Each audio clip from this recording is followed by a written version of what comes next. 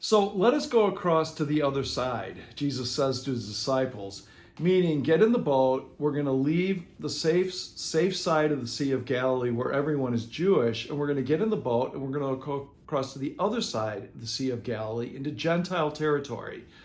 And as they're going across in the boat, a big storm comes up, says the Gospel in Mark, and Jesus is asleep on the cushions, and the disciples are terrified about what's going to happen to them in this storm on the Sea of Galilee.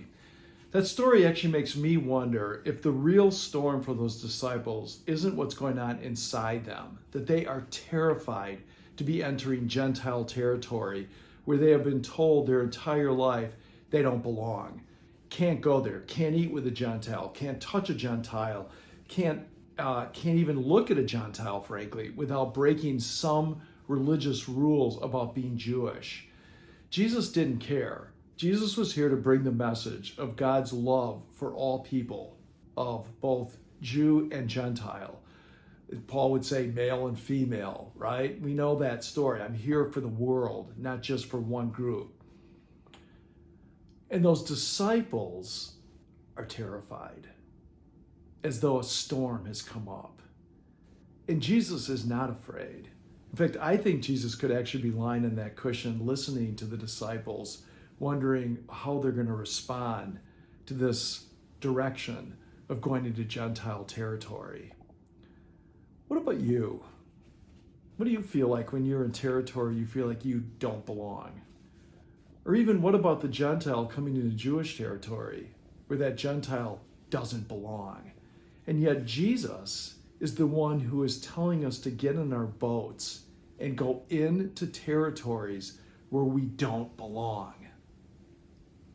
Why? Why would Jesus do that? I think at least some of the answer to that question is because he wants us to learn how to not fear those who are different from us. How do we find our common humanity with others? And how does God's word, God's presence, bring us together, unite us under the banner of love? So in this crazy mixed up world where our boats are kind of being challenged to move into a lot of different territories, don't be afraid. He's with you.